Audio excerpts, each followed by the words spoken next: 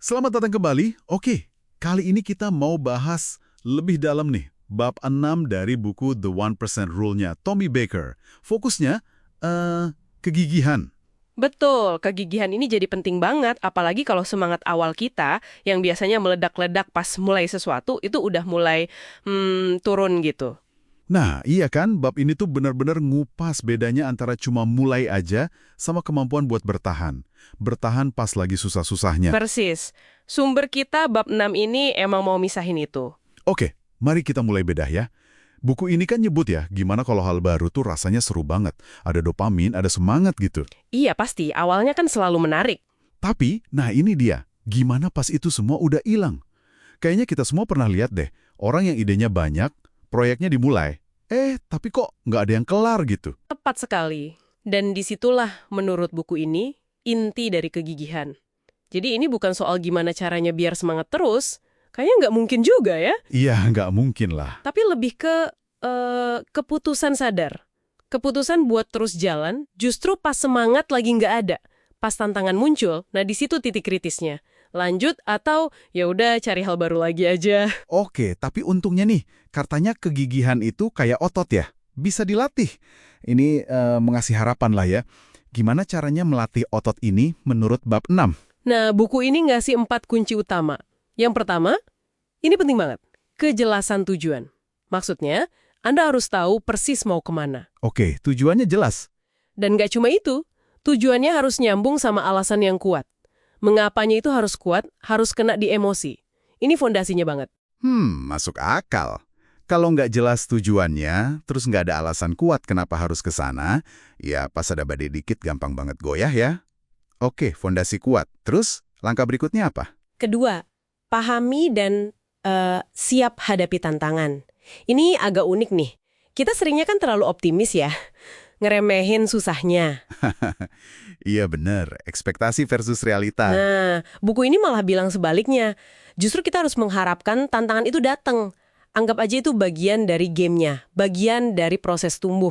Bukan malah jadi tanda buat berhenti. Jadi mindsetnya diubah ya, bukan aduh kok ada masalah. Tapi lebih ke, oke, ini dia tantangannya, bagian dari latihan. Siap mental gitu ya. Terus gimana sama perasaan kita sendiri kan? Kan mood suka naik turun tuh. Nah, itu dia kunci ketiga. Pisahkan tindakan dari perasaan. Intinya di sini disiplin, keinginan, energi, motivasi, itu semua pasti bakal naik turun. Pasti itu mah. Kegigihan yang asli itu artinya Anda tetap lakuin apa yang harus dilakuin, nggak peduli lagi ngerasa gimana saat itu. Malah ada saran unik nih, pas ragu muncul, coba senyum aja. Anggap itu tanda otot mental lagi dilatih. Wow, ini lawan kebiasaan banget ya. Biasanya kan nunggu mood bagus dulu baru gerak. Jadi, aksi dulu, perasaan bisa nyusul. Kayaknya ini nyambung ke pilar keempat ya, soal alasan tadi. Bener banget, pilar keempat, gali mengapa yang sangat mendalam. Ini balik lagi ke poin pertama soal alasan, tapi lebih dalam lagi, emosinya harus kena banget. Coba tanya ke diri sendiri, alasan Anda ini cukup kuat nggak buat nahan badai nanti? Jadi, mengapa ini kayak bahan bakar jangka panjang gitu ya? Tepat, ini yang bikin Anda terus jalan pas semua motivasi lain atau perasaan enak sesaat udah habis. Yang menarik, keempat pilar ini saling terkait loh. Gimana tuh keterkaitannya? Ya gimana mau konsisten? Oke. Jadi keempatnya ini satu paket ya. Ada juga konsep menarik nih soal have a chip on your shoulder. Semacam dendam positif gitu. Gimana tuh maksudnya? Iya, buku ini cukup realistis ya. Mengakui kalau kadang emosi yang kita anggap gelap atau negatif, kayak keraguan orang lain, penolakan, atau gagal di masa lalu, itu bisa dijadiin energi. Dijadiin bensin gitu ya? Betul, bukan buat ngerusak, tapi buat buktiin. Contoh paling sering disebut ya Michael Jordan, katanya dia sengaja cari kritik atau orang yang ngeremehin dia, biar makin termotivasi di lapangan. Wah, keren juga ya cara manfaatinnya, mengubah racun jadi obat. Terus, ada pertanyaan di bab ini yang kayaknya, nusuk banget.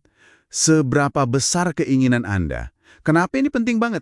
Karena ini langsung ngetes kedalaman mengapa Anda tadi. Kalau jawabannya di dalam diri Anda nggak cukup kuat, nggak menggetarkan, ya alasan buat berhenti pasti bakal lebih gampang diterima. Jadi kayak tes litmus gitu ya? Bisa dibilang gitu. Pertanyaan ini juga ngingetin soal urgensi. Waktu kita kan terbatas buat ngejar keinginan itu. Bener juga. Oke, terakhir nih. Apa sih pembunuh utama kegigihan menurut buku ini? Musuh terbesarnya apa? Jawabannya tegas banget, rasa puas diri, complacency. Pas kita udah ngerasa nyaman, ngerasa cukup baik, berhenti nantang diri sendiri. Nah, di saat itulah otot kegigihan mulai melemah. Waduh, zona nyaman yang berbahaya ya. Tanda-tandanya apa tuh kalau kita mulai masuk ke situ? Ada beberapa. Misalnya, Anda udah nggak ngerasa tertantang lagi secara positif, terus semangat awal udah mulai redup.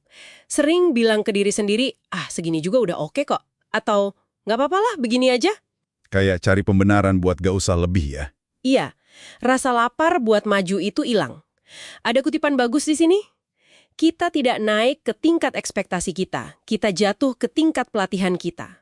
Dalam banget itu. Artinya hasil itu cerminan dari latihan dan proses kita, bukan cuma harapan atau mimpi aja. Tepat sekali. Gimana kita ngelakuin hal-hal kecil tiap hari, itu yang ngebangun kapasitas kita buat hadapin tantangan besar.